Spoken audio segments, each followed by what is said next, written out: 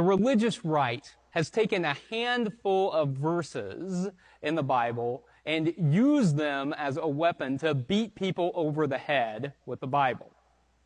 And I could go through today, and I could tell you why all of those are invalid interpretations. I mean, I could go through and say, in Genesis, where it says God created humanity male and female, that wasn't a biological statement. It was an ideology designed to explain why human beings walk this earth.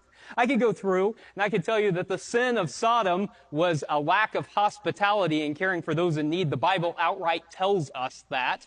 I could go through and I could tell you that the Levitical laws were talking about cultural assumptions and by their own definitions do not apply to 21st century American Christians. I could go through and I could tell you that when Paul was writing verses that have been weaponized against LGBTQ plus people, that he was talking about exploitative relationships in Greco-Roman culture. I could tell you that later editors went through the Bible and toned down the radical inclusivity of Jesus' message. And I can tell you that Jesus did not speak a single word of condemnation against LGBTQ plus folks, but instead affirmed them in Matthew when he talked about people who had been eunuchs from birth. That is, people who deviated from the expected sexual orientation or gender identity. I can tell you all of those things. And I can tell you how that's based on the literary, rhetorical, and historical critical method of scholarly biblical interpretation. But I don't need to.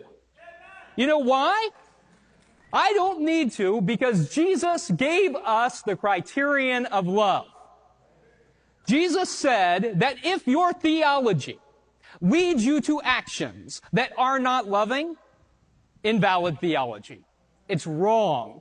It is anti-Christian. It is anti-Jesus' message because Jesus' message was all about love.